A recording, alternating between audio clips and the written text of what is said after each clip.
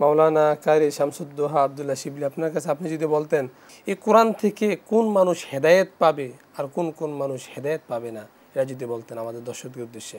বিসমিল্লাহ আলহামদুলিল্লাহ ওয়াসসালাতু ওয়াসসালামু আলা রাসূলিল্লাহ সুবহানাকা লা ইলমা লানা ইল্লা মা আল্লামতানা ইন্নাকা আনতাল আলিমুল হাকিম। আল্লাহ রাব্বুল আলামিন আমাদেরকে সৃষ্টি করেছেন। আল্লাহ বলে, ওমা খলাকতুল জিন্না ওয়াল ইনসা ইল্লা লিয়াবুদুন। আল্লাহ জিন এবং মানুষকে সৃষ্টি করেছেন তার ইবাদত করার জন্য, তার দাসত্ব করার জন্য, তার গোলামি করার জন্য, তার কাছে নিজের মাথাটাকে নত করে দেওয়ার জন্য।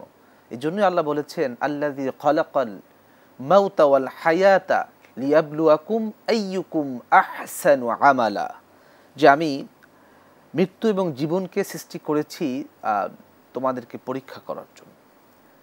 সর্বোপরি আল্লাহর নৈকট্য লাভের জন্য, আল্লাহর কাছে যাওয়ার জন্য আমাদেরকে আল্লাহ তাআলা একটি গাইডলাইন দিয়েছেন, কিভাবে আমরা জীবন পরিচালনা করব, কিভাবে জীবনটাকে পরিশুদ্ধ করব। এই জন্য আল্লাহ রাব্বুল আলামিন কোরআন নাজিল করেছেন। আল্লাহ বলে, শাহরু রমাদান আল্লাযী উনজিলা ফীহিল কুরআন হুদাল লিন-নাস ওয়া বায়্যিনাতিম মিনাল হুদা ওয়াল ফুরকান। এটাই সেই রমাদান মাস, যেই মাসে আমি কোরআনকে নাজিল করেছি। আমি বায়্যিনাতিম মিনাল হুদা, আমি বর্ণনা করেছি যে সঠিক পথ, হেদায়েতের পথটা আসলে কি।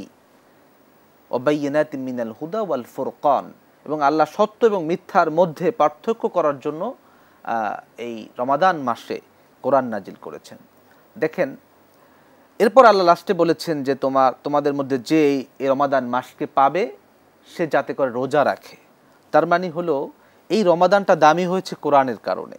এই জন্য হেদায়েত পাওয়ার জন্য, যেটা প্রশ্ন করেছেন যে আমরা হেদায়েত পাওয়ার জন্য কোথায় যাব, আমাদেরকে সর্বপ্রথম আল্লাহর বাণী কোরআনের কাছে যেতে হবে। কালামুল্লাহ, আল্লাহর যে বাণী, আমাদের জীবন বিধান, আমাদের জীবনের সংবিধান, কোরআনের কাছে যেতে হবে এবং কোরআনের বাস্তব ব্যাখ্যা, আল্লাহ রসুলের হাদিস এবং রসুলের সুন্নাহ, এটাকে আমাদের ফলো করতে হবে। তাহলেই আমরা সফলকাম হব। আর আমাদেরকে এই পৃথিবীতে পাঠানোই হয়েছে আল্লাহর এই কালামুল্লাহ, আল্লাহর বাণী, এটাকে মানুষের মাঝে প্রচার করার জন্য। এবং যেহেতু আল্লাহ রাব্বুল আলামিন আমাদেরকে যখন সৃষ্টি করেছেন, তখন ফেরেশতারা বলেছিল, আমরা তো আপনার সাওম পালন করি, আমরা রোজা রাখি, তারপরে আমরা নামাজ পড়ি, সালাত আদায় করি, জিকির করি, তাসবিহ তাহলিল সবই তো আমরা করি, তাহলে কি দরকার আছে মানুষ পাঠানোর? আল্লাহ বলছে, ইন্নী আ'লামু মা লা তা'লামুন, আমি যা জানি তোমরা তা জানো না। মূলত আল্লাহ রিপ্রেজেন্টেটিভ, তার যে এজেন্ট দুনিয়াতে পাঠাতে চায় আমাদেরকে। এজেন্ট আমাদের কাজ কি? আল্লাহ আমাদেরকে কাজ দিয়েছেন, আল্লাযীনা ইম্মাক্কান্নাহুম ফিল আরদি আকামুস সালাহ, নামাজ কায়েমের। অন্য জায়গায় আল্লাহ বলেছেন, ওমান লাম ইয়াহকুম বিমা আনজালাল্লাহি ফাউলাইকা হুমুল কাফিরুন। এরপরে আবার পরের আয়াতে বলেছে যালিমুন, লাস্টে দিয়ে, এরপর একটা আয়াত বাদ দিয়ে পরের আয়াতে বলেছে ফাসিকুন। তার মানে এই আল্লাহর জীবন, আল্লাহর দেওয়া যে জীবন বিধান, এটাকে বাস্তবায়ন করার জন্যই আল্লাহ আমাদেরকে দুনিয়াতে পাঠিয়েছেন।